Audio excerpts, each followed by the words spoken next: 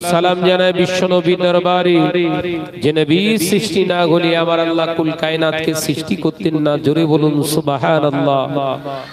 সে নবীর প্রতি জানাই লাখো কোটি দরুদ ও সালাম, উচ্চ আওয়াজে পড়ি সাল্লাল্লাহু আলাইহি ওয়াসাল্লাম। দীর্ঘক্ষণ ধরে আপনাদের এলাকার স্বনামধন্য আলেমে দ্বীন, উলামায়ে কেরাম, হাফেজে কোরআন, কোরআন হাদিস ইজমা কিয়াস থেকে আলোচনা করেছেন। আমি গুনাহগার মোহাম্মদ শাহনওয়াজ মন্ডল আপনাদের এই গ্রামে বছর পাঁচেক পরে বোধহয় আবার একবার আসছি। হ্যাঁ, বছর পাঁচেক হবে। করোনা আগের বছর 19-এ, আল্লাহ শুকর, দ্বীনের শরিয়তের মাজলিসে আল্লাহ আমাদেরকে উপনীত করেছেন। সেই মহান স্রষ্টা রব্বুল আলামিনের দরবারে কালিমাতুশ শুকর আদায় করে আরো একবার প্রাণ খুলে শুকরানা স্বরূপ বলি আলহামদুলিল্লাহ। রবিউস সানি একটা মাস চলছে, এর আগের মাস একটা চলে গেছেন মাহে রবিউল আউয়াল। রবিউল আউয়াল এমনই একটা মাস আমাদের কাছ থেকে বিদায় হয়ে গেছে, যে মাসের বর্ণনা করতে করতে বহু মুহাদ্দিস কিতাবের ভিতরে লিখছেন মাহে রবিউল আউয়াল মাহে রমজানের থেকে মর্যাদা সম্পূর্ণ মাস। একবার জোরে বলুন সুবহানাল্লাহ। কারণ রমজান মাসে আল্লাহ কোরআন অবতরণ করেছেন, লাইলাতুল কদরকে আল্লাহ পাক অবতরণ করেছেন। কিন্তু জানার ওসিলায় আমরা মাহের আপনার রমজান পেয়েছি। সেই নবী কিন্তু এসেছে রমজান মাসে নয়, নবী এসেছেন কিন্তু সেই মাহে রবিউল আউয়ালে। ওই জন্য মুহাদ্দিসিনগণ ইমাম নববী রাহমাতুল্লাহ আলাইহি কিতাবের ভিতরে লিখছেন যে মাহে রবিউল আউয়ালটা আল্লাহর কাছে অত্যন্ত বরকতপূর্ণ মাস। এই রবিউল আউয়াল আসলে আমাদের গ্রামে গ্রামে বিভিন্ন জায়গায় গোটা বিশ্বব্যাপী একটা খুশি আবহাওয়া তৈরি হয়। নবী এসেছে তার ওসিলায়। আবার বহু মুসলমান আছে নামাজ কালাম করে ফতোয়া দেয় চলবে না, নবী দিবস করা বেদাত, এরকম সব ফতোয়া দেয় না। বেদাতের বিরোধিতা করতে গেলে শুধু নবী দিবসের এই প্রোগ্রামকে বিরোধিতা করলে হবে না। পাকা পাকা সব বেদাত আছে, সেই বেদাত গুলোকেও তাহলে বর্জন করতে হবে। কথা ঠিক না ভুল জোরে বলে। নবী দিবসে ইসলামের কোনো ক্ষতি হয় না, এরকম মজলিসে সিরাতুন নবীতে কোনো ক্ষতি হয় না, উপকার হয়।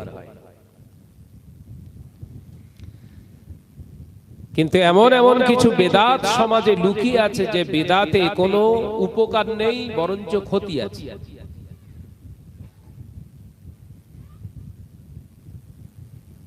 তার ভিতরে একটা বেদাত হলো মসজিদে রং করা। যে মসজিদটায় রং হয়নি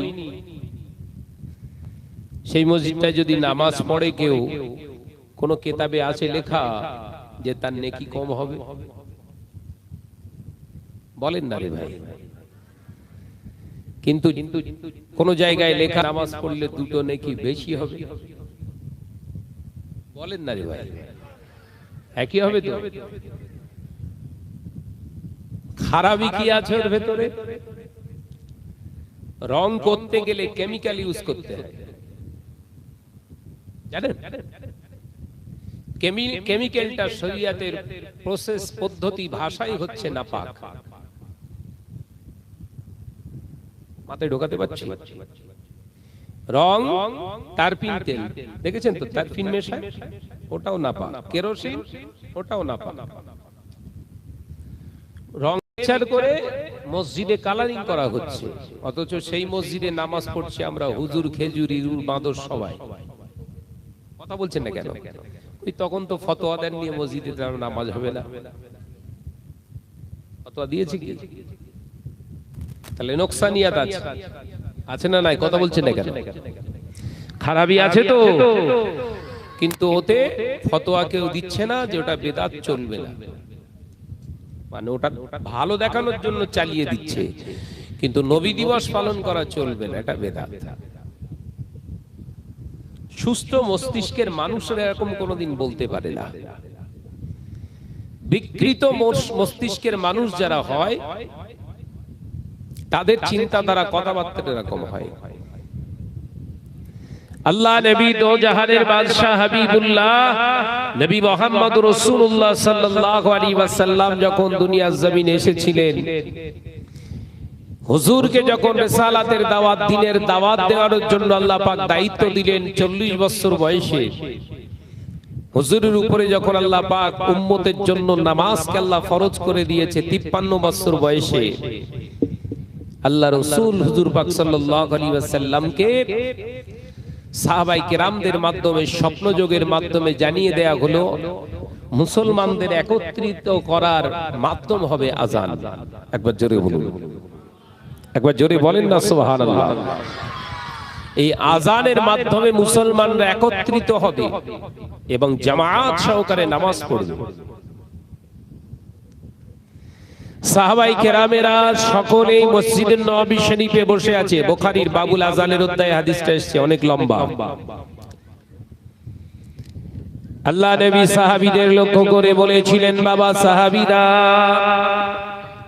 ও আমার সাহাবীরা, ও আমার সাহাবারা, আমি নবী তোমাদের জানাই কে মসজিদে নববী শরীফের মুয়াজ্জিন হবে বলো।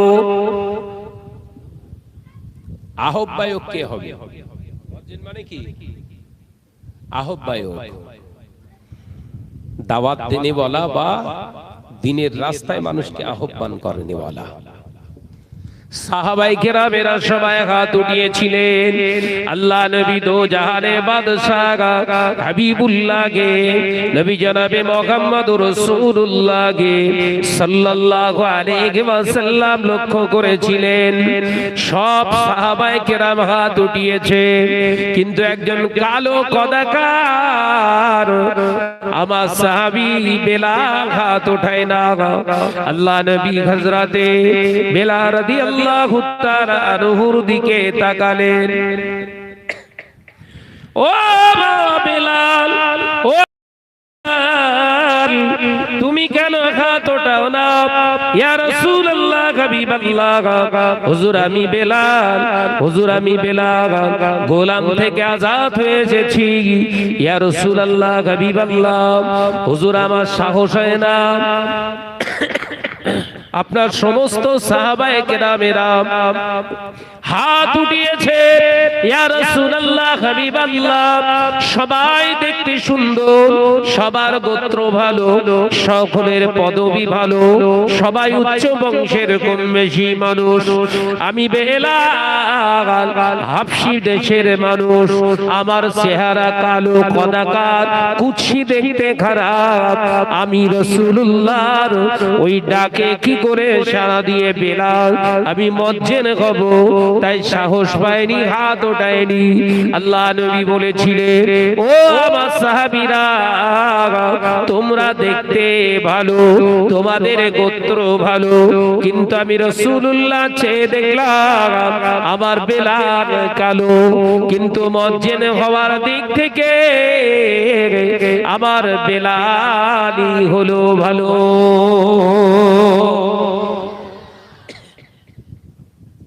হযরতে বেলালের কথা শুনে রাসূল বললেন, সবাই তোমরা দেখতে ভালো, কিন্তু আমার বেলাল হলো সবার থেকে ভালো।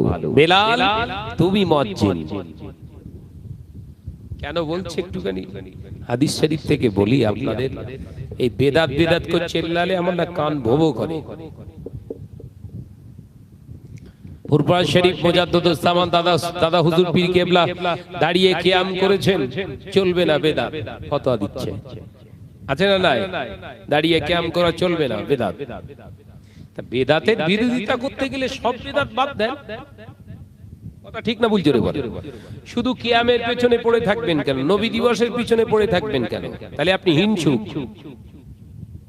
সত্যকে প্রতিষ্ঠিত করার জন্য আপনি নয়, আপনার সুবিধা প্রতিষ্ঠিত করার জন্য আপনি মুসলমান। বেদাত যদি পরিহার করতে হয়, পরিত্যাগ করতে হয়, তাহলে সব বেদাত গুলোকে আপনাকে ঝেড়ে ফেলতে হবে। কথা বলছেন না কেন? হযরতে বিলাল রাদিয়াল্লাহু তাআলা আনহু বললেন, ইয়া রাসূলুল্লাহ, হাবিবাল্লাহ, আমি আজান দেব, আপনি বলছেন আমার জবানটা তোতলা।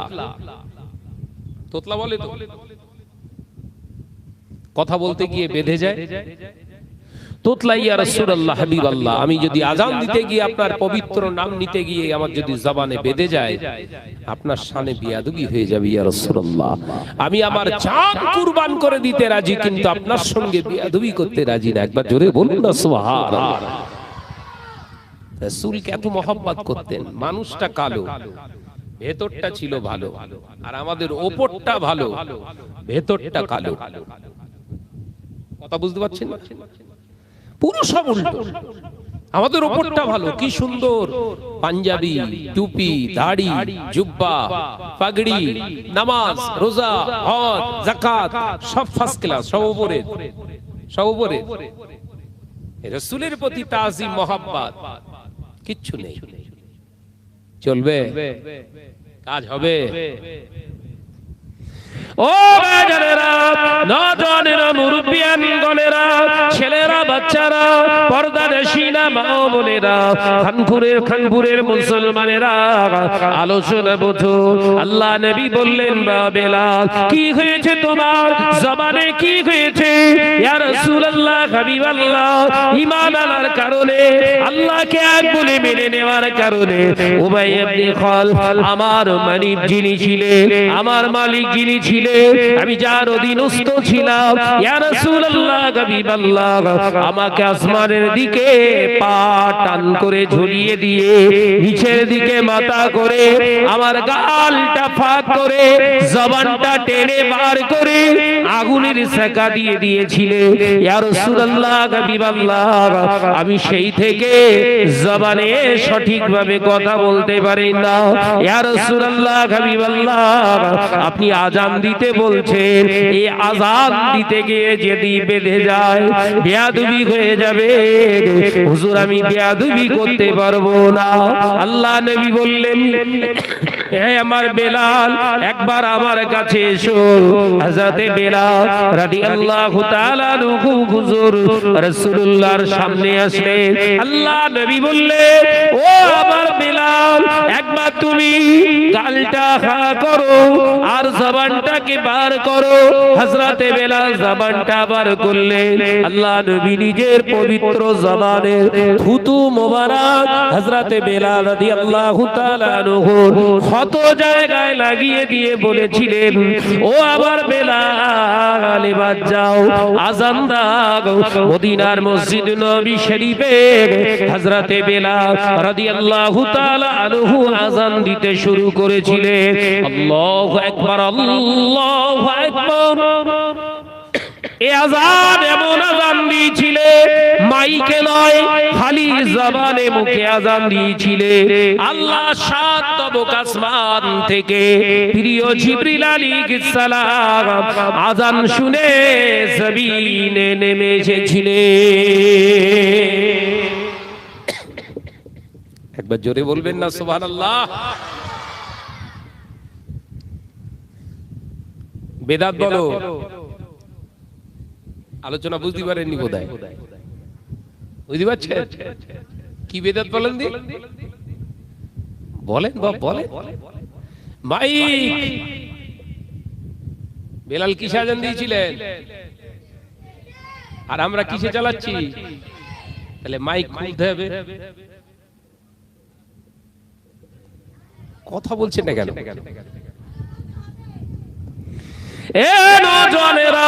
মুরব্বিয়ানগণেরা, শুধু বেদাত ওই মসজিদে নয়, আরো আছে। চলুন আরেকটু দেখে নি কোরআন মাজিদের ভিতরে, কোরআন শরীফের ভিতরে বেদাত ঢুকে আছে। বলি এক একটা করে বলি, হিংসা বিদ্বেষ নয়, আমার কথা হচ্ছে যদি বেদাত তাড়াতে হয় সব ফেলতে হবে। কথা বলছেন না কেন? বেদাত যদি ত্যাগ করতে হয় সব বেদাত তাড়াবেন তো নাকি? না শুধু নবী দিবসটা তাড়াবেন? মানে ওটা আপনার ভালো লাগে না বলে ওটা চলবে না, হ্যাঁ? মানে ওটা আপনার ভালো লাগে না বলে আপনার চলবে না, যেটা আপনার ভালো লাগে ওটা চলবে, সে যাই হোক। কোরআন শরীফের ভিতরে 1 নাম্বার বেদাত,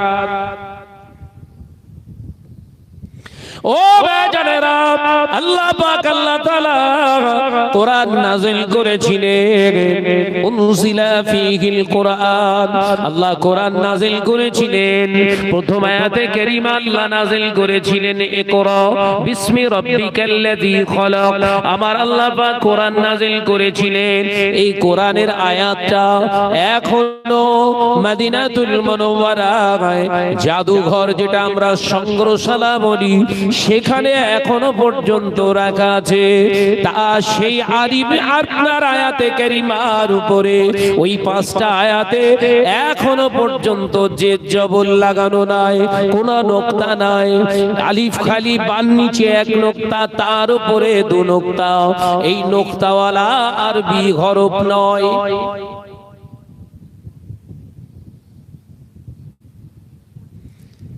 প্রথম কোরআন নাজিল হয়েছে যে জবর কিচ্ছু নেই। আমার নিজে চোখে দেখা, আমি আল্লাহর শুকর, আপনাদের নেক দোয়ায়, আল্লাহর খাস রহমতে আমি 4 বার হুজুরের দরবারে গেছি। আল্লাহ আমাকে 4 বার নিয়ে গেছে। আল্লাহ চাইলে এবছরেও যাব, নিয়ত আছে। এখনো সেই অবস্থায়, অক্ষত অবস্থায় আছে। যে জবর পেশ আমরা সব পড়ছি তো, আমাদের ঘরের ছেলেদের সব পড়াচ্ছি তো, আলিফ জবর আ, বা জবর বা পড়ছি তো, এই পড়ছিস তো কচিরা? হ্যাঁ, হুজুরের সময় আল্লাহ রাসূলের শানে, আল্লাহ রাসূলের উপরে যখন কোরআন নাযিল হয়েছিল, ওই জেদ জবর ওয়ালা কোরআন শরীফ নাযিল হয়নি। সাহাবায়ে কেরামরা কোরআন তেলাওয়াত করেছেন, জেদ জবর ছিল না। এই যে জবরটা দিয়েছিলেন হুজুরের ইন্তেকালে, সাহাবায়ে কেরামদের ইন্তেকালের অনেক পরে যিনি দিয়েছিলেন, একজন স্বৈরাচারী বাদশা, নাম তার হাজ্জাজ বিন ইউসুফ। কি বললাম? যারা ইতিহাস জানে তাদেরকে জিজ্ঞাসা করবেন, ওসব ঠেলা মৌলী সাহেব বলে হবে না, পণ্যওয়ালা মৌলী সাহেব হতে হবে। এই হাজ্জাজ বিন ইউসুফের নেতৃত্বে, টানা তত্ত্বাবধানে কোরআনের সর্বপ্রথম জেদ জবর লাগানো হয়েছিল। হাজ্জাজ বিন ইউসুফ একজন স্বৈরাচারী বাদশা ছিলেন। তিনি বহু মানুষকে কতল করেছেন। কোন কিতাবে পাওয়া যায় সাহাবায়ে কেরামদেরও কতল করেছিলেন, শহীদ করেছিলেন। সমগ্র পৃথিবীর আলেমরা ফতোয়া দিয়েছিল হাজ্জাজ বিন ইউসুফ হলো জাহান্নামী। কিন্তু যখন এই কোরআনের খেদমতটা তিনি করেছিলেন, সমগ্র পৃথিবীর আলেম ওলামা ফতোয়া ঘুরিয়ে নিয়েছিলেন, ফিরিয়ে নিয়েছিলেন। হাজ্জাজ বিন ইউসুফ যদি নাজাত পায়, এই কোরআন শরীফে জেদ জবর লাগানোর কারণেই আল্লাহ পাক তাকে নাজাত দিয়ে দেবে। একবার জোরে বলুন সুবহানাল্লাহ। বেদাত ওকেই বেদাত বলা হয়। বেদাত ওটা কি বেদাত বলা হয় যেটা রাসূল পাক সাল্লাল্লাহু আলাইহি ওয়াসাল্লামের সময় ছিল না, সাহাবায়ে কেরামদের সময় ছিল না, সংযোজন হয়েছে নতুন, ইসলামে বর্ধিত করা আছে, বর্ধিত সংযোজন করা হয়েছে, ওটাকেই বেদাত বলা হয়। তাহলে জেদ জবর লাগানোটাও কিন্তু বেদাত। কথা বুঝতে পারছেন না? যে আরো আছে কোরআন শরীফে রুকু আছে না? রুকু রুকু রুকু ওটাও হুজুরের জামানায় ছিল না। কোরআন শরীফে 114টা সূরা আছে। এই 114টা সূরা হিসাবে আল্লাহ অবতরণ করেননি, 6666টি আয়াত নাযিল করেছিলেন। আল্লাহ বলে দেননি এটার নাম সূরা আনকাবুত, এটা সূরা বাকারা, এটা সূরা রহমান, এটা সূরা আপনার নাফল, এটা সূরা আপনার ইয়াসিন।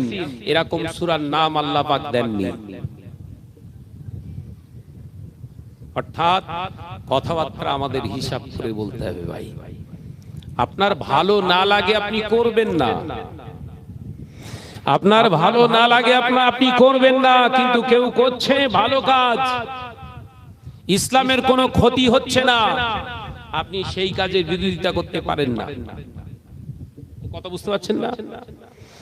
কিন্তু আপনি যদি বলেন না চলবে না,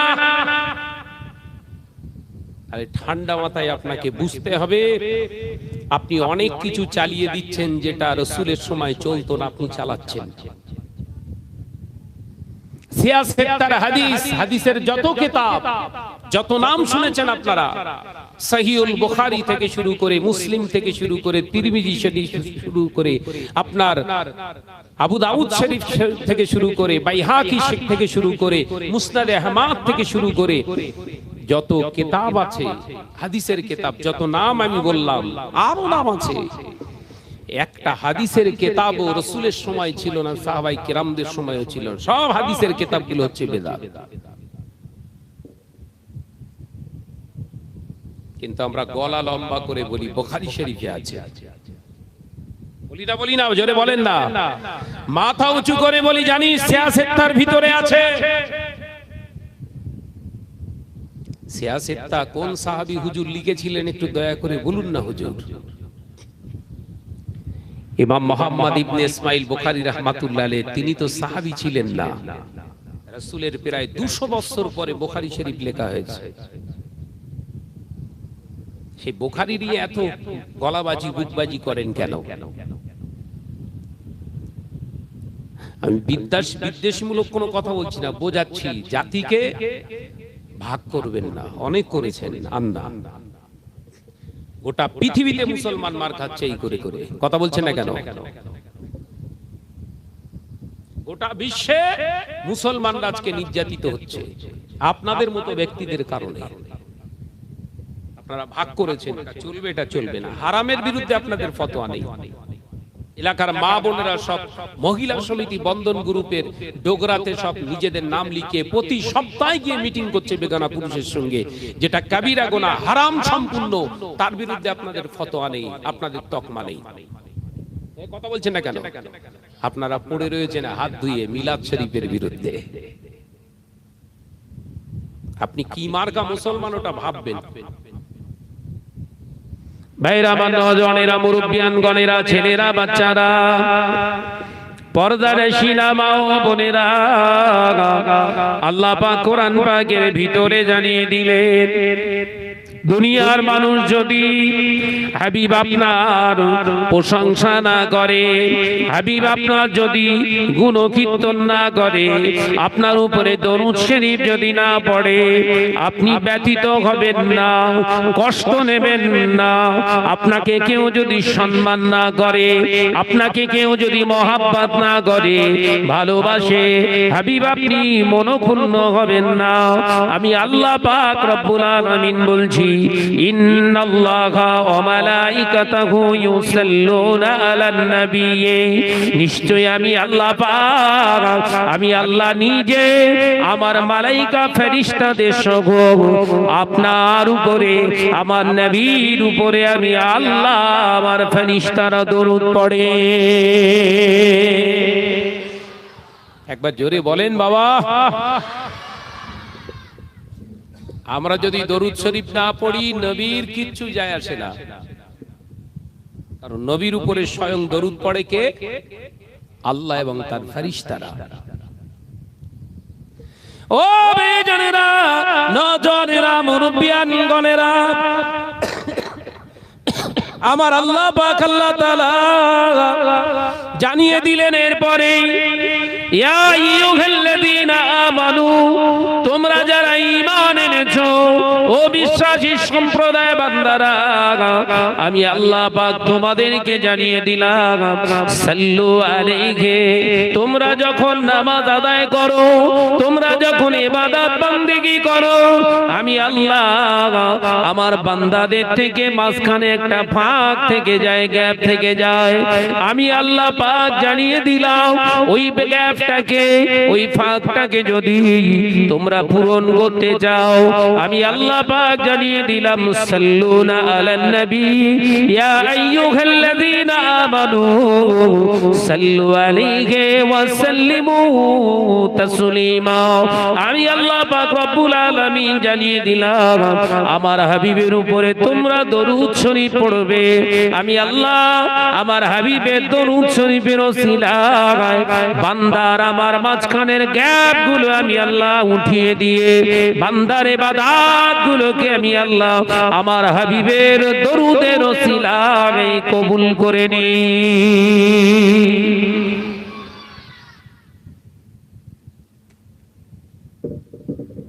এক শ্রেণীর মুসলমান আছে, তারা আবার দরুদ পড়তে চায় না, আছে না? আমি শুধু ভাগগুলো বলছি, ভাগ। তাদের টুপি আছে, দাড়ি আছে, নামাজ আছে, রোজা আছে, হজও করতে যায়। কথা বুঝছেন না? হজ করতে গিয়ে বলছে হজ অনলি ফর মক্কায়,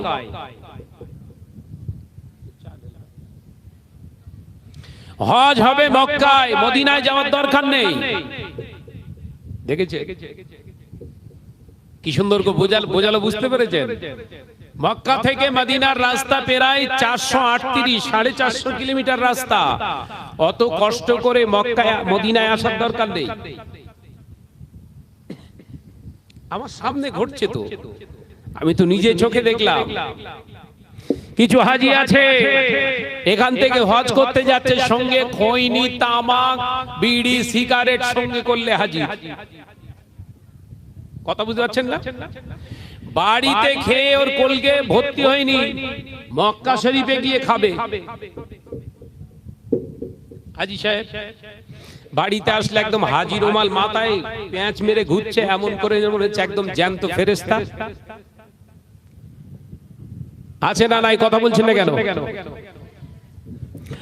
ও বেজনেরা, নজনেরা, মুরব্বিয়ানগণেরা, ছেলেরা, বাচ্চারা, পর্দানশীনা মা বোনেরা, আমি আপনাদের ভাই মোহাম্মদ শাহনওয়াজ বলে যায়, শুনে রেখে দেন, জেনে রেখে দেন, হজ আল্লাহ সকলের জন্য কিন্তু ফরজ করেননি।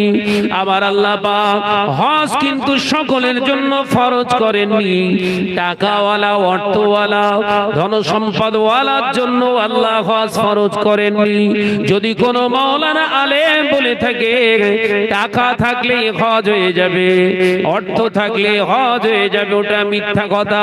শরীয়তের কথা হলো সারা বছর হালাল ভাবে, সঠিক ভাবে, হালালিয়াতের উপরে, সত্যের উপরে সংসার চালানোর পরে ওই হালাল মাল থেকে এমন হালাল মাল আপনার কাছে জমা হয়েছে, যার বিনিময়ে আপনি যাকাত প্রদান করেছেন।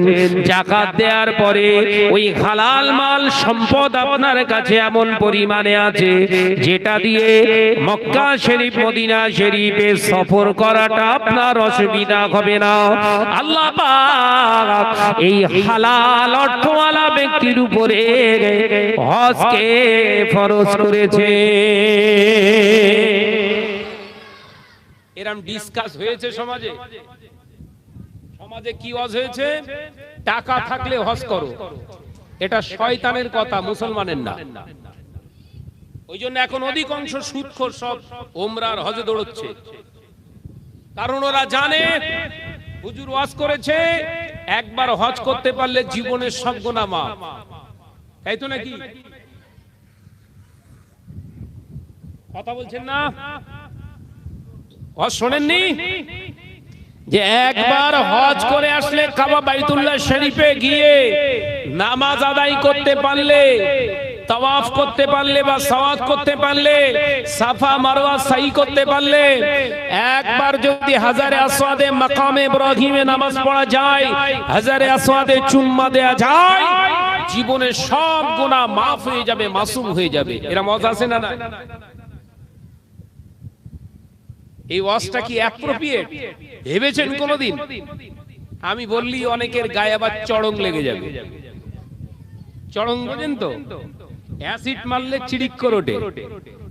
ওই আমার কথাগুলো একদম চিড়িং মেরে লাগে আপনার গায়ে লেগে যাবে। হারামখোরের জন্য কিন্তু এক জায়গায় কোরআন শরীফের কোথাও, হাদিস পাকের কোথাও লেখা নেই হজ ফরজ, বরঞ্চ বহু জায়গায় দেখানো যাবে হারামখোরের কোনো ইবাদত নেই। আমি কত বুঝাতে পারলাম না। তাহলে টাকা নিয়ে হজে যাবেন, কোন টাকা? ঝাড়া টাকা। বলছে হ্যাঁ, গরিবের অর্থ ধন সম্পদ লোটা টাকা, যাকাতের টাকা, হজে যাবেন। আবারও বলছি, হজ তার উপরে ফরজ। সারা বছর হালাল ভাবে সংসার চালিয়ে এমন অর্থ আপনার কাছে জমাত হয়েছে, জমাকৃত সম্পদের পরিমাণ এমন যে সম্পদের উপরে যাকাত ফরজ হয়েছে, ওই সম্পদ থেকে যাকাত আদায় করতে হবে প্রথম। যাকাত আদায় করার পরে সংসারের টাকা রেখে সংসারের সবকিছু বুঝে দেওয়ার পরে এমন সম্পদ আপনার কাছে আছে যে সম্পদটা নিয়ে কাবা বাইতুল্লাহ সফর করা যাওয়া সম্ভব, সবকিছু সুন্দরভাবে সুষ্ঠুভাবে মেইনটেনেন্স করতে পারবেন। এইরকম হালাল অর্থ যদি আপনার কাছে মজুদ থাকে, আল্লাহ আপনার জন্য এবার হজ ফরজ করেছে। একবার জোরে বলুন, একবার জোরে হবে না? দুটো কথা কতটা আসমান জমিন ফারাক হচ্ছে, বুঝতে পেরেছেন? অসুবিধা হচ্ছে কি গো বাবুজি? অসুবিধা হচ্ছে? এগুলো বুঝুন। সবাই বলে নামাজ পড়ো, আমরাও অনেক সময় বলি নামাজ পড়ো, কিন্তু শরিয়াত বলছে আগে ঈমান ঠিক করো, তারপরে নামাজ নয়। ঈমান ঠিক থাকলেই নামাজ, ওটা মিথ্যা কথা। ইহুদি নাসারা এই সুযোগটা নিচ্ছে। ঈমান ঠিক থাকলে নামাজ নয়। আরে মিয়া, ঈমান থাকলেই নামাজ নয়। কে বলেছে আপনার? ঈমান আছে আপনার, এরপরে শর্ত হলো শরীর পবিত্র করো। কথা বোঝাতে পারলাম না? আপনার ঈমান আছে, সারাদিন পেচ্ছাপ ফিরে পানি নিলেন না, আল্লাহু আকবার, নামাজ হবে তো? এই কথা বলছেন না কেন? কথার ভিতরে কতটা মারপেচ দেখেন। ঈমান আনার পরে প্রথম ঈমান আত্মপরিশুদ্ধ, আপনার ভিতরের পবিত্রতা নেই। ঈমান আনার পরের দ্বিতীয় স্টেপ হচ্ছে আপনার শরীর পবিত্র করা। শরীর পবিত্র হয়ে যাবার পরে বলছে কাপড় পবিত্র করো। কাপড় পবিত্র মানে আপনি ভাবছেন 3 বার ধুয়ে নিলেই পাক হবে, তাই তো? পেশাবের ছিটা লেগে গেছে, নাপাকের ছিটা লেগে গেছে, ধুয়ে ফেললেই পাক, তাই তো? এর ভেতরেও কিন্তু শয়তানের ওয়াসওয়াসা আছে। বের করে দেখাই কি শয়তানের ওয়াসওয়াসা। ঝাড়া টাকায় এই পিরানটা বানিয়েছেন, হারামের টাকায় পিরান বানিয়েছেন, ওই পিরানটা 3 বার ধুলেই পাক। কথা বলে না। এ ওয়াজ কলগেই লাগবে আমি জানি, আর লাগার জন্যই দোয়া। ওটানি দেখাচ্ছ নামাজি। তাহলে গায়ে যে পোশাকটা পরেছেন, ওই পরিধেয় পোশাকটা হালাল অর্থের হওয়া লাগবে, এটা হচ্ছে শরীয়তের শর্ত। এবার ওই পোশাক পরে ঘুরতে গিয়ে কোন জায়গায় নাপাকের ছিটা লেগে গেছে, তখন আপনি 3 বার ধৌত করবেন, কাপড় পাক। কথা বোঝাতে পারলাম না? শরীরের চামড়া যদি 1000 বার সাবান দিয়ে ধুয়ে যদি পাক হতো, তাহলে তো সরও তো পাক হয়ে যেত, হতো না? তো সুদের টাকায় জামা কেনা, গরিবের যাকাতের টাকা কালেকশন করে পিরান করেছো, পা পর্যন্ত জুব্বা খাটিয়ে মাথায় পাগড়ি বেঁধে ঘুরছো, ও টোটাল তো হারাম। ওতে এবার 96 আতর মেরে ঘুরছেন, মনে করছেন গা থেকে খুশবু বেরোচ্ছে মানেই পাক। এই কথা বলছেন না কেন? কাজ হবে? তারপরে তৃতীয় নম্বর শর্ত নামাজ কখন আসছে দেখেন। তৃতীয় নম্বর শর্ত, যে জায়গায় দাঁড়াবি বান্দা ওই জায়গাটা পাক কর। আপনি ভাবছেন তাই তো শাহনাজ ভাই ঠিকই বলেছে, নোংরা টোংরা থাকলে ভালো করে পরিষ্কার করে ধুয়ে ফেলি, নামাজে দাঁড়িয়ে গেলে বোধহয় হয়ে যাবে। আবারও বলছি, ওয়াসওয়াসা আছে। এলাকার টপ র্যাঙ্কের সুদখোর মসজিদে মার্বেল দান করেছে, ওই মার্বেলের উপরে যদি 1000 বছর সেজদা ঠোকা হয় কাজ হবে না।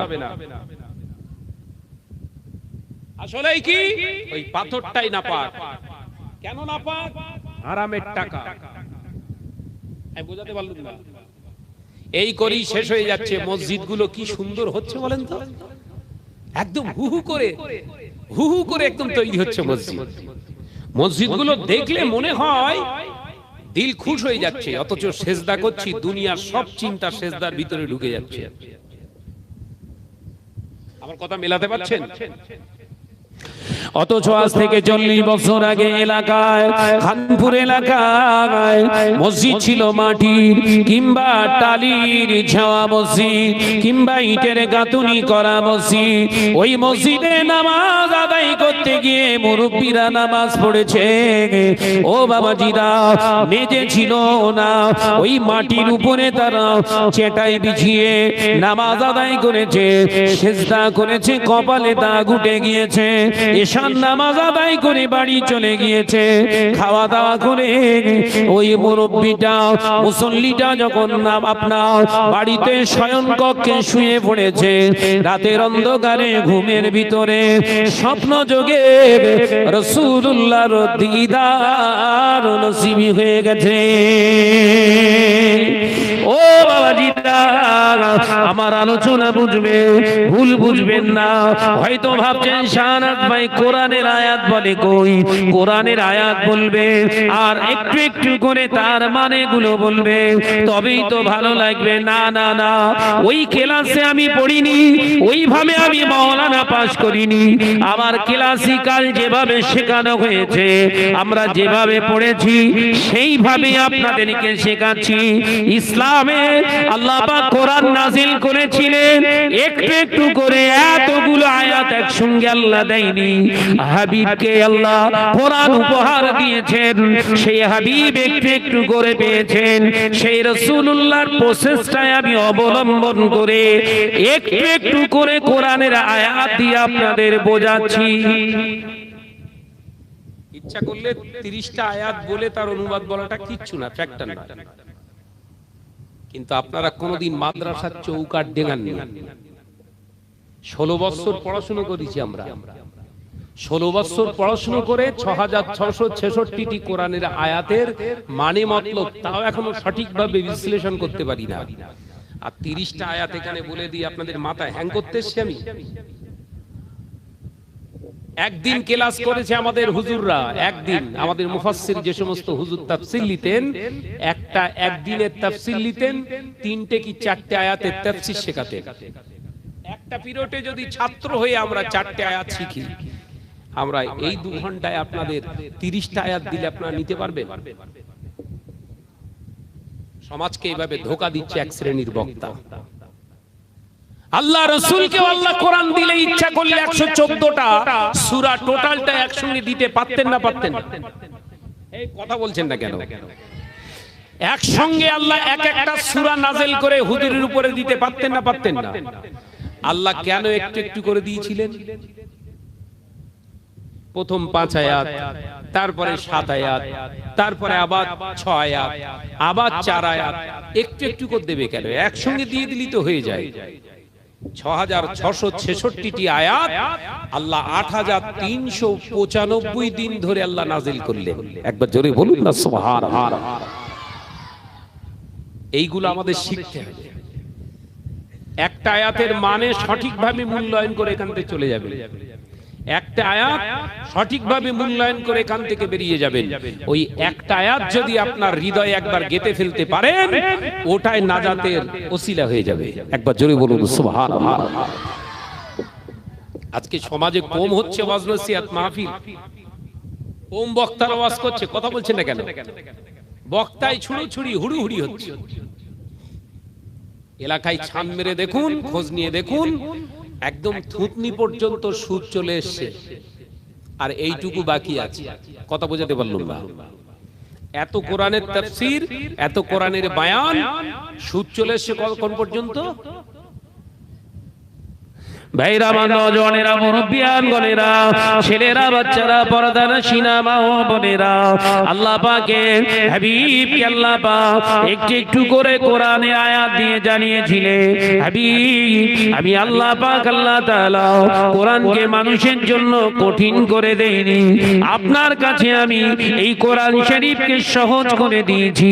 আমার পাক মুকান্নাসুল কালাম, সুস্পষ্ট কালাম, পরিপূরক কালাম আমি আল্লাহ পাক আপনাকে দান করেছি, যাতে আপনার বুঝতে কষ্ট না হয়, সমাজকে বোঝাতে যেন আপনার কষ্ট না হয়, আমি আল্লাহ আমার ইবাদত বান্দিগি যেন কষ্ট না হয়ে যায়।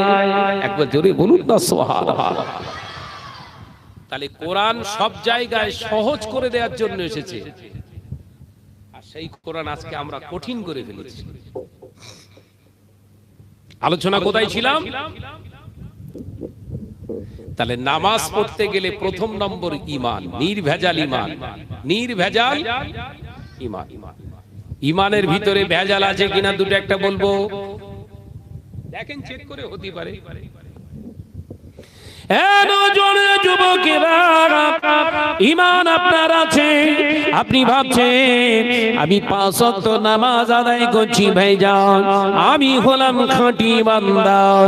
ভাইজান, আমি আপনার অস্বীকার করতে পারবো না, হয়তো ঈমান আপনার আছে, কিন্তু ভেজাল আছে কিনা একবার আমি চেক করতে বলছি। দেখুন, আপনি ঈমানদার, 5 ওয়াক্ত নামাজ আদায় করছেন, রমজানের রোজা আদায় করছেন, ও পর্দানশীনা মা ও বোনেরা, কিন্তু কলিকাতা আবহাওয়া দপ্তর, কলিকাতা আলিপুর আবহাওয়া দপ্তর খবর দিয়েছে আগামী 72 ঘন্টা বঙ্গোপসাগরে নিম্নচাপ দেখা দিয়েছে, ভারী বৃষ্টি হবে, সঙ্গে বিরাট একটা ঘূর্ণিঝড় হতে পারে। এই আবহাওয়া দপ্তরের কথাটা আপনি আপনার অন্তরে বিশ্বাস করে নিয়ে মসজিদে গিয়ে যখন মুসল্লিদের ভিতরে আলোচনা শুরু করে দিলে, কলিকাতা আবহাওয়া দপ্তর বলে দিয়েছে আগামী 72 ঘন্টা বিরাট বৃষ্টি হবে আর ঝড় হবে। কি হবে গো? কলিকাতা আবহাওয়া দপ্তর আবার খবর দিয়ে দিয়েছে, মানে আবার বোধহয় আয়লার মতো হবে। এই বিশ্বাসটা আপনি যখনই এনে ফেলেছেন, আপনার ঈমানের ভিতরে কিন্তু ভেজাল ঢুকে গেছে। কথা বুঝতে পারছেন তো নাকি? এবার প্রশ্ন করি, আল্লাহ নির্ভেজাল না ভেজাল? জোরে বলেন না।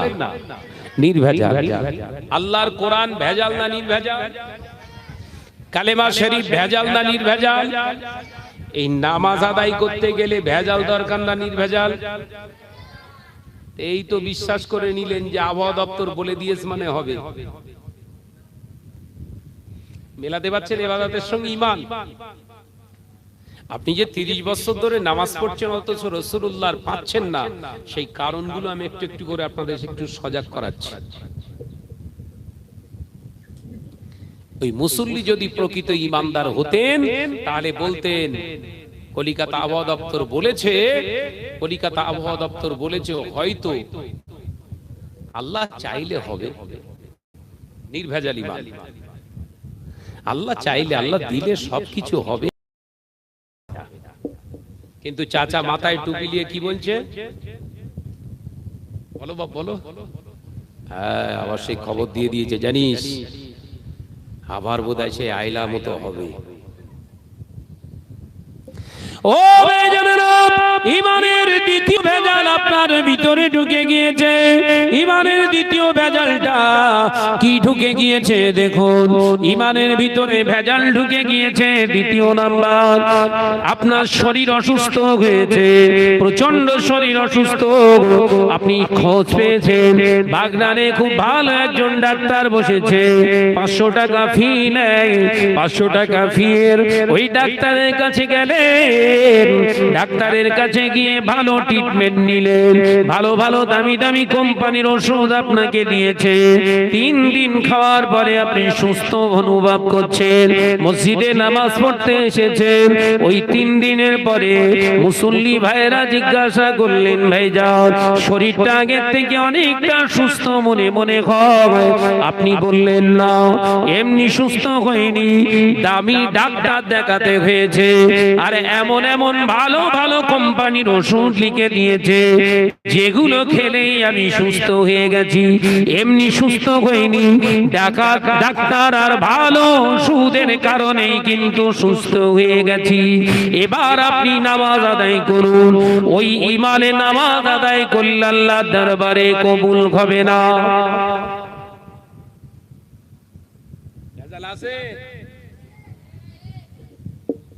কপালে কালো দাগ হয়ে গেছে, এখনো ভেতর ঠিক করতে পারিনি। ও মনে করে যে কালো করে ফেলেছি, সিধা ডাইরেক্ট জান্নাতে চলে যাবে। তোমার থেকে বেশি কালো করে বসে আছে ইবলিস। 30,000 বছর ইবাদত করেছে। কত বছর বল না রে বাপ জোরে? 30,000 বছর ইবাদত করার পরেও ঠিকানা কোথায়? হ্যাঁ মুসল্লি, একটু ব্রেক ধরো। ব্রেক ফেল, গাড়ির কোনো মূল্য নেই। কপাল কালো করে ফেলেছ, তোমার ব্রেক নেই এখনো। ও ভাইজানেরা, মুরব্বিয়ান গণেরা, ছেলেরা, বাচ্চারা, পর্দানশী মা ও বোনেরা, আর ইমানের ভেজাল আছে। কিছু কিছু দাড়িওয়ালা টুপিওয়ালা মুসল্লি আমাদের বিশ্বাস, এই সরকারটা যদি চলে যায় আমরা ফাঁকায় বের হতে পারবো না, আমাদেরকে তাড়িয়ে তাড়িয়ে ধরে ধরে হত্যা করা হবে।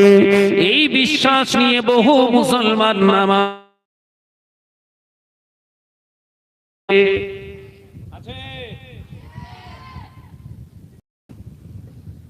আপনি বলেন এবার আপনার ঈমানটা কি? আপনি বলুন।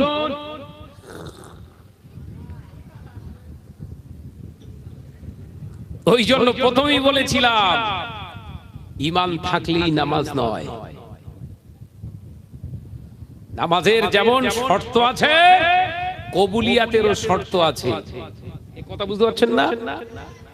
নামাজের যেমন শর্ত আছে, কবুলিয়াতেরও শর্ত আছে। এই কবুলিয়াতের জায়গাগুলোকে আমরা ছেড়ে দিয়েছি, বাহ্যিক ইবাদত করে পেরেশান হয়ে যাচ্ছি।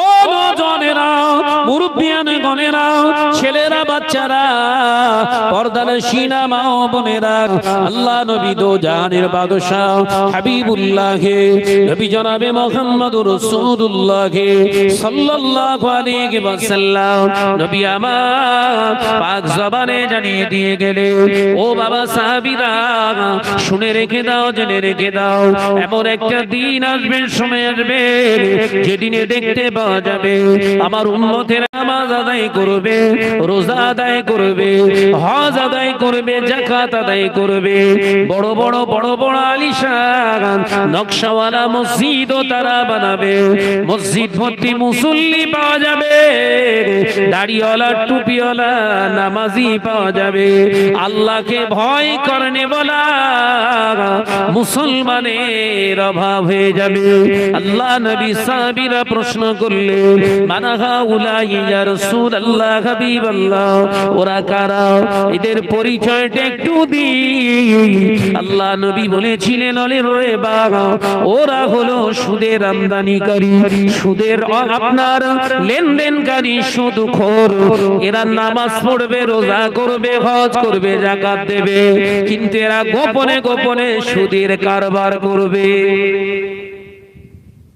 মেলান তো, কথাটা মিলছে কি?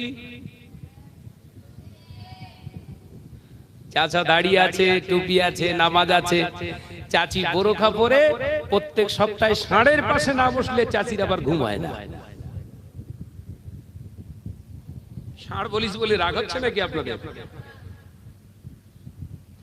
ওরা ওর এই হারামখোরের নাম দিয়েছে স্যার, হচ্ছে ষাঁড়। হ্যাঁ হাকিকত, বহু জায়গায় এরকম ষাঁড় অন্যের বউকে নিয়ে পালিয়ে গেছে গো। আপনার এদিকে নেই বোধহয়। হ্যাঁ, ওই জন্য আমি স্যার বলিনি, আমি ষাঁড় বলেছি। অসুবিধা হচ্ছে?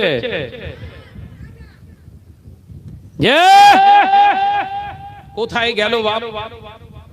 নামাজ পড়লেন, রোজা করলেন, হজ করলেন, যাকাত দিলেন, মসজিদ ফার্স্ট ক্লাস বানালেন, ঘরের বউটাকে যদি আপনি না শরিয়াতের গণ্ডির উপরে রাখতে পারেন, কি করলেন? আপনার তো এমনি হাদিস শরীফ অনুযায়ী আপনার ঠিকানা জাহান্নাম হয়ে গেছে। নবী বললেন, আদ-দায়ুসু লা ইয়াদখুলুল জান্নাহ, দায়ুসেরা কোশ্চিনকালে বেহেশতে যাবে না। দায়ুস কারা? হুজুর বললেন চারজন নারী, মা, বোন, বিবি, মেয়ে। এই চারজন মহিলাকে পর্দা নাশিনা করতে পারে না, শরিয়াতের মানদণ্ডের উপরে চালনা করতে পারে না। এই পুরুষটা যত বড় মুসল্লি আর হুজুর সাজুক না কেন, ঠিকানা জাহান্নাম। আমি জানি অনেকের রাগ হচ্ছে, 5 বছর পরে এনেছেন, আবার আজকে যা দিয়ে যাব আবার 10 বছর ঠেলবেন। কথা বুঝতে পারছেন না? যে সেবার যা দিয়ে গিয়েছিলাম 5 বছর পর আবার স্মরণ করেছে, ওরে লিয়ায় আজকে যা আবার দিয়ে যাব, আর মরণের আগ পর্যন্ত বোধহয় আর সুযোগ হবে না। আপনাদেরকে মহাব্বত করি, ভালোবাসি। আলেম ওলামারা আসবে, সত্য কথা নির্ভীক দীপ্ত কণ্ঠে দীপ্ত চিত্তে বলতে পারবে। এদেরকে স্টেজে তুলবেন। তেল মাখানো কথাবার্তা ইসলাম পছন্দ করে না। ইসলাম তেল মাখাতে আসেনি। উটকো মাথায় তেল দাও, তেলা মাথায় তেল দিও না। এটা হচ্ছে ইসলামের আদর্শ।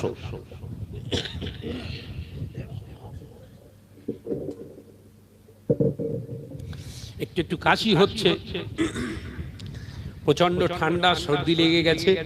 এই স্টেজে ওয়াচ করছি, ওই কোন জায়গায় এরকম ফ্যান, কোন জায়গায় কুলার লাগিয়ে দিচ্ছে, গাটা ঘামছে, আবার ঘামটা টানছে, বিভিন্ন ওয়েদার।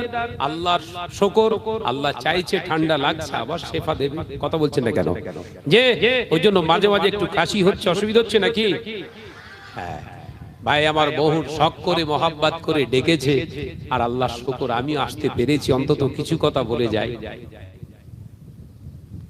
তাহলে দুনিয়ার জমিনে আপনার ইবাদত কবুল করা থেকে আল্লাহ শর্ত দিলেন, হাবিবের মহাব্বত আপনার ভিতরে থাকতে হবে। নবী বললেন কি? হাবিবের মহাব্বত। নবী বললেন, মান আহাব্বা সুন্নতি ফাকাদ আহাব্বানি ওয়া মান আহাব্বানি কানা মাই ফিল জান্নাহ। যে আমার সুন্নতকে মহাব্বত করেছে, ভালোবেসেছে, আমি রাসূলুল্লাহ বলছি, ফাকাদ আহাব্বানি, সে আমাকেই ভালোবেসেছে। একবার জোরে বলুন। এই জোরে হবে না। এখন আপনি ভাবছেন সুন্নত মানে দাড়ি রাখলেই হবে, মাথায় টুপি দিলেই হবে, পাঞ্জাবি কিংবা আপনার পিরান পরলেই হবে, সুন্নত আদায় হয়ে যাবে, খাবার সময় হাত টাকগুলো চেটে পুটে খেলেই হবে, দস্তরখানা বিছিয়ে খেলেই হবে, এগুলোই তো সুন্নত। আর কিছু আছে? হুজুরের সবথেকে বড় সুন্নত ছিল এটা, 63 বছরের জিন্দেগিতে হুজুর জীবনে কোনোদিন একটা মিথ্যা কথা বলেননি। একবার জোরে বলুন। ওই জোরে বলেন না। হুজুরের দ্বিতীয় সুন্নাত, হুজুরের জীবনে 63 বছরের জিন্দেগিতে জীবনে কোনদিন পরনিন্দা মানে পিছনে সমালোচনা করেন। একবার জোরে বলুন। এসব সুন্নতের কথা যদি আমরা ধরি, হুজুর, খেজুর, ইঁদুর, বাঁদর সব জব্দ। কথা বলেন না। নামাজি সাইজ ভাইরা, আমার নজনেরা, মুরব্বিয়ান গণেরা, ছেলেরা, বাচ্চারা, পর্দানশীলা মা বোনেরা, আলোচনা বোঝো। আমাদের ঘরের মা বোনেরা মনে করে আমি বোরখা পরছি মানে, বোরখা পিচ্ছি মানে আমার মতো হেজাবি আর এলাকার কেউ নাই। আমি হলাম হেজাবি, আমি হলাম একজন পর্দানশীলা মহিলা, আমি হলাম পর্দার ভিতরে পর্দা কারণেওয়ালা মহিলা। ও মুসলমান ঘরের মা বোনেরা, ও ও আমার মুরব্বিয়ানগণেরা, নওজওয়ানেরা বুঝে নাও, বোরকা পরা মানে পর্দা নয়। বোরকা পরা কি আপনার জানা দরকার। বোরকা হলো একটা ড্রেস, বোরকা হলো একটা লেবাস, পর্দা হলো আল্লাহর হুকুম। পর্দাটা এই নয় আপনি বোরকা পরলেন মানে পর্দা করা হয়ে গিয়েছে। না মা বোনেরা, ধারণাটা চেঞ্জ করুন। পর্দা মানে আপনার শরীরটা এমন ভাবে আপনি আবৃত করে ফেললেন, ঢেকে ফেললেন, অন্যজন যেমন আপনার শরীরটা কেউ না দেখতে পাবে, ঠিক তেমনি ভাবে আপনার চোখে আপনি এমন ভাবে পর্দা করেছেন, অন্যের শরীরটা আপনার চোখ দিয়ে আপনি দেখবেন না। এটার নামই হলো পর্দা। জোরে বলুন সুবহানাল্লাহ। কিন্তু আমাদের ঘরের মা বোনেরা, এরা নিজেদের শরীরটা দেখে আর অন্য জনের শরীরটা দেখে। এটা পর্দা না গোপাল জর্দা? কি বললু? বল বাপ বল বল। এটা কি বললু? আরে শুধু গোপাল জর্দা বললে হবে না, 360 গোপাল জর্দা। মানে উনি হুম্বুড়ি সেজে উনি একদম বোরখা টোরখা পিদে এমন ভাবে ঘরে দেখলে মনে হয় যেন ওর মতো আর হেজাটি পৃথিবীর জমিনে আর কেউ নাই। যাচ্ছে কোথায়? ঠাকুর দেখতে। কথা বলে না। আমি কি ভুল বলছি? ও কালকে থেকে আজকে থেকেই শুরু হয়ে গেছে। আমি আস্তে আস্তে দেখছিলাম বোরখা পরে ঘুরছে, সব কেনাকাটা করছে। পর্দা হবে না মানে শয়তান পর্যন্ত মাথা চুল করছে। আল্লাহ আমার থেকে বড় নাকি এরা? যে আপনার রাগ হচ্ছে না তো? এগুলো বলছি অসুবিধা হচ্ছে? আমাদের মা বোনেদের ধারণাটা ভেঙে দিয়ে যায়। বোরখা পরা মানে পর্দা নয়। বোরখা একটা লেবাস, জাস্ট ফর একটি ড্রেস, একটা পোশাক। পর্দা মানে নিজেকে যেমন ঢেকে রাখা, নিজের শরীরটাকে যেমন অন্তরাল করা, অপরের শরীরটাকেও নিজের চোখের অন্তরালে রাখা, এটার নাম হলো পর্দা। একবার জোরে বলুন। তাহলে ঘরের ছেলেরা পর্দা কিরকম করছে, ঘরের মেয়েরা পর্দা হচ্ছে? ও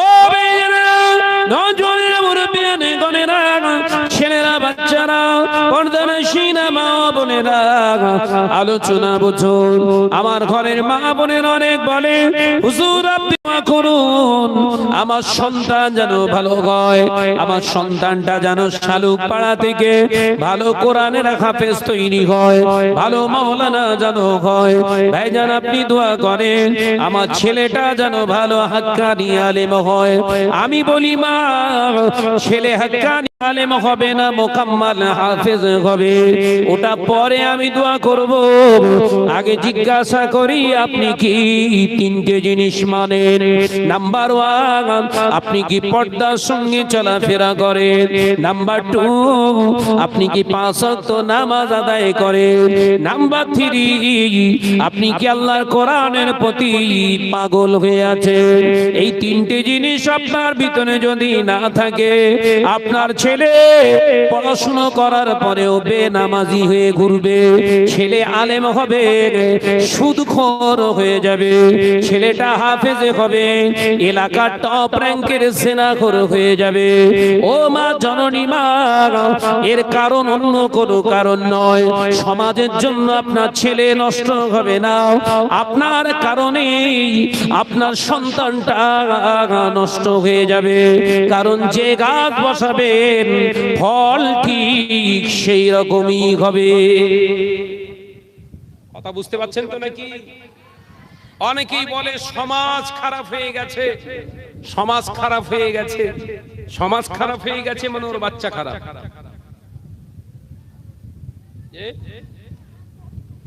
সমাজের দোষ দিও না মা। সমাজকে নিয়ে মানুষ নয়, মানুষকে নিয়ে সমাজ, এটা আপনার জানা দরকার।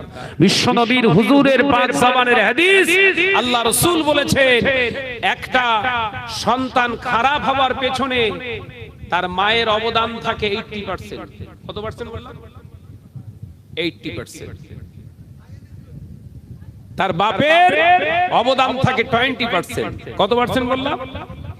একটা সন্তান খারাপ হওয়ার পিছনে, এই কি হলো তোমার, বসো বাবু, তুমি দৌড়দৌড়ি করছো কেন? পা পর্যন্ত জুব্বা লাগিয়ে তুমি যদি দৌড়দৌড়ি করো তো এরা সব কি করবে? তো মাথা হ্যাং করে দেবে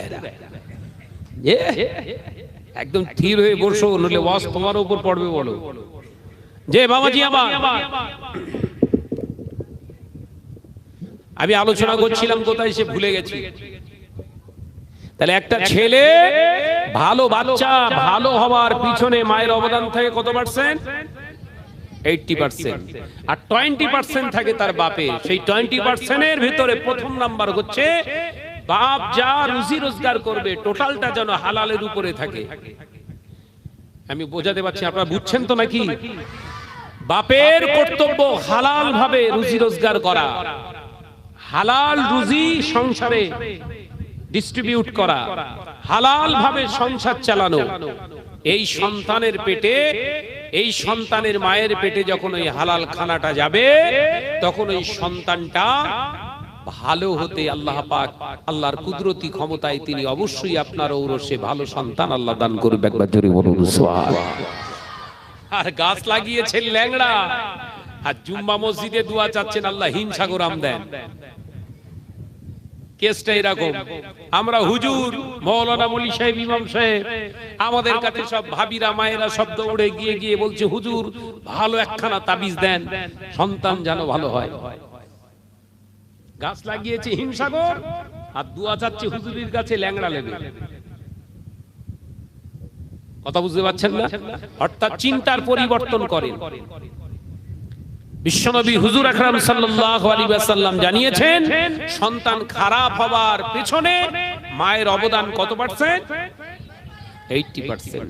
ওই জন্য হুজুরের আরো কওল আছে, বিশ্বনবীর পাক জবানের হাদিস আছে, একটি সন্তান শিশুর ক্ষেত্রপট হলো মায়ের কোল। একবার জোরে বলুন না সুবহানাল্লাহ। উদাহরণ কি?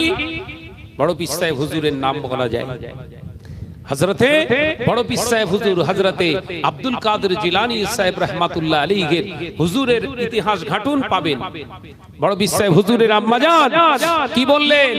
ছোট আব্দুল কাদেরকে, 7 বছরের বাচ্চা আব্দুল কাদেরকে কি বলছে? বাবা আব্দুল কাদের, গ্রামের মাদ্রাসায় চলে যাও, মক্তবে চলে যাও, কোরআন শিক্ষা করো, হাদিস শিক্ষা করো, যাও আল্লাহ আল্লাহ রসুলের কালাম শেখো, আল্লাহ আল্লাহ রসুলকে পাবে। একবার জোরে বলুন না সুবহানাল্লাহ। ভাইরা, আমার নওজওয়ানেরা, যুবকেরা, ছেলেরা, বাচ্চারা, পর্দানশীনা মা ও বোনেরা, হযরতে বড় পীর সাহেব হুজুর কিবলা রাহমাতুল্লাহ আলাইহি আম্মা জানের কথা শুনে কিতাব নিয়ে রাস্তা দিয়ে হেঁটে হেঁটে যাচ্ছে। খুব ভালো করে শুনেন, একটা উদাহরণ দিই। ও বেজন্নাত নওজওয়ানরা, মুরব্বিয়ানে গনেরা, হযরতে বড় পীর সাহেব হুজুর রাহমাতুল্লাহ আলাইহি ছোট ছেলে 7 বছরের বাচ্চা রাস্তা দিয়ে যেতে যেতে হঠাৎ থমকে দাঁড়িয়ে গিয়েছে। একটা আপনারা দেখতে পাওয়া যায়, একটা আনারের গাছের সামনে গিয়ে দাঁড়িয়ে গেলেন। ওই পাকা আনারটা দেখে হুজুর মনে মনে করছেন এই পাকা আনারটা আমি পেড়ে খাবো। ও নওজওয়ানেরা, মুরব্বিয়ান গনেরা, ছেলেরা, বাচ্চারা, দেখতে পাওয়া যায় আল্লাহর মাহবুব বান্দা ওই পাকা আনারটা ধরলেন। কি মনে হলো? হুজুর আমার আনারটার নিলেন না, আর মাদ্রাসায়ও গেলেন না, সোজা চলে এলেন বাড়িতে। বাড়িতে এসে আম্মাকে সালাম দিলেন, আসসালামু আলাইকুম। ওয়া আলাইকুম আসসালাম। এ আমার বাবা আব্দুল কাদের, তুমি মাদ্রাসায় যাওনি? বাবা না আম্মা জান, আমি মাদ্রাসায় যাইনি, আমি যাব।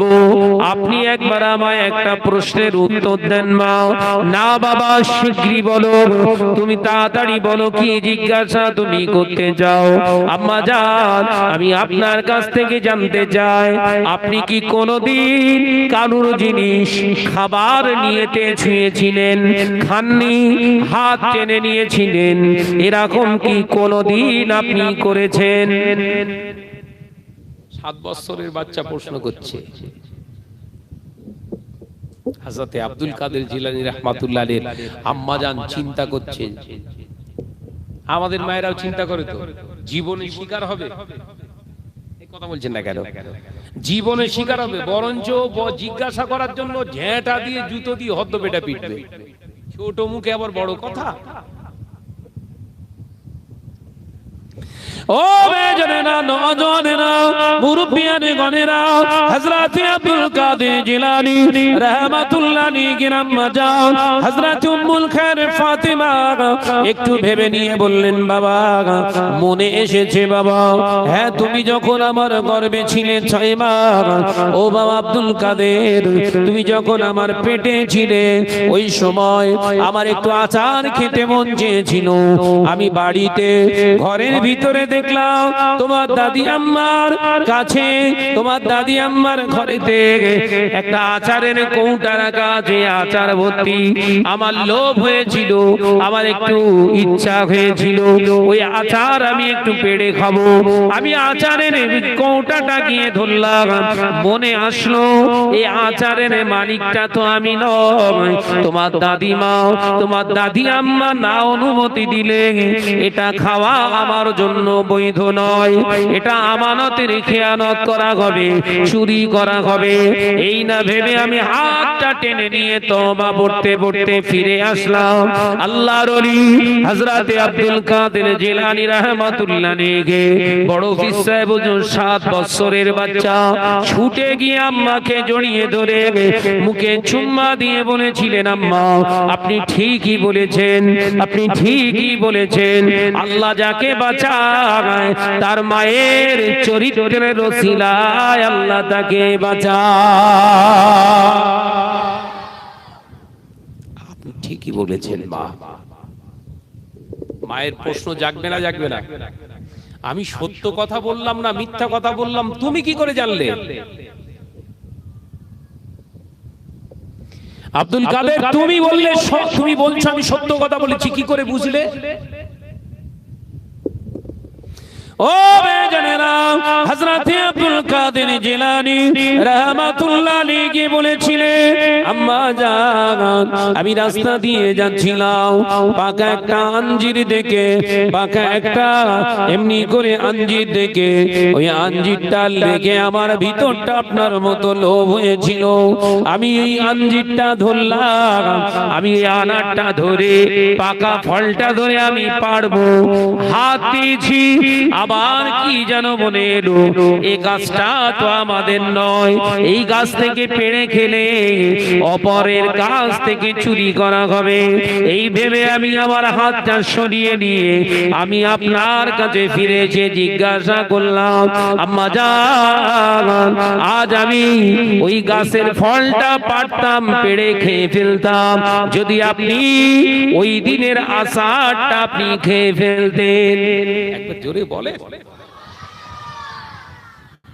কি বুঝছেন? সমাজ খারাপ করছে,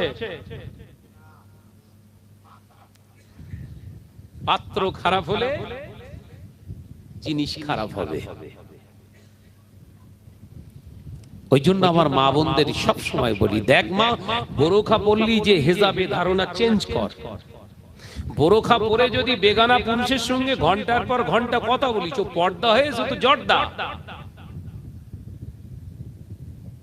বোরখা না পরে যদি কোন মহিলা একটা গায়ে ওড়না জড়িয়ে হেজাবে থাকে, আম্মাজান হযরতে খাদিজা রাদিয়াল্লাহু তাআলা আনহার বোরখা ছিল না তো, পর্দা করেনি। আম্মাজান হযরতে খাদিজা রাদিয়াল্লাহু তাআলা আনহার কোন তো বোরখা ছিল না, তিনি চাদর মুড়ি দিতেন, পর্দা করেনি। তাহলে চিন্তার পরিবর্তন করুন, ভিতরটা স্বচ্ছ পরিষ্কার রাখুন। ভিতরটা স্বচ্ছ পরিষ্কার থাকলে তবে আপনি আপনার ঠিক গন্তব্যস্থলে আপনি পৌঁছাতে পারবেন। আমার নওজওয়ানেরা, যুবকেরা, ছেলেরা, বাচ্চারা, অর্থাৎ চিন্তার পরিবর্তন করতে হবে। আলোচনা আমি কি বললাম? বিশ্বনবী সরকারে দো আলাম হুজুর পাক সাল্লাল্লাহু আলাইহি ওয়াসাল্লামের নীতি আদর্শগুলো আমাদের জীবনে ফুটিয়ে তোলার চেষ্টা করুন। কথা বুঝতে পারছেন না? আমাদের জীবনে যদি এগুলোকে বাস্তবায়িত না করতে পারি, তাহলে প্রতিটা পদক্ষেপে আমরা মুসলিম উম্মাহ কিন্তু ক্ষতিগ্রস্ত হব। আজকে মুসলিম সমাজ এইভাবেই ক্ষতিগ্রস্ত হচ্ছে। আমরা আমাদের নিজেদের চিন্তা নিয়ে সমাজে ঘুরছি, যার কারণে আমরা পৃথিবীর জমিনে আজকে পদদলিত, লাঞ্ছিত, পদচ্যুত হচ্ছে। গোটা বিশ্বে 57টা মুসলিম কান্ট্রি থাকার পরেও এই মুসলিম সমাজ আজকে মার খাচ্ছি আমরা। পৃথিবীতে সবথেকে বেশি ধনসম্পদ সমৃদ্ধশীল দেশ সবথেকে মুসলমানদের হাতে বেশি, অথচ পৃথিবীতে আমরাই আজকে নির্যাতিত। আমাদের দেশ আজকে মুসলমানদের দেশ ছিল ফিলিস্তিন, সেই ফিলিস্তিনের দেশটাকেও ধ্বংস করে দিয়ে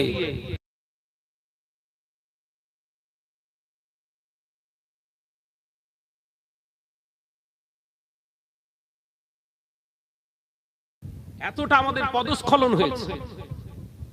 আমাদের ভিতরে নামাজি, হাজি, মাওলানা, মলি সাহেব, টুপিওয়ালা, দাড়িওয়ালা, কত রকমের মানুষ রয়েছে, অথচ যখন আমরা অন্যায়ের বিরুদ্ধে দাঁড়াতে চাইছি, হাত উঁচু করছি, পেছন দিক থেকে আর একজন দাড়িওয়ালা এসে বলছে হাত লাবা, ও আমাদের না। এই কথা ঠিক না? বুঝ জোরে বলে। এখানেই আমরা ধ্বংস হচ্ছি। আজকে যদি 57টা রাষ্ট্র একইভাবে কঠোরভাবে যদি দাঁড়িয়ে থাকতো, পৃথিবী হিলে যাবে, মুসলমানদেরকে হেলাতে পারবে না।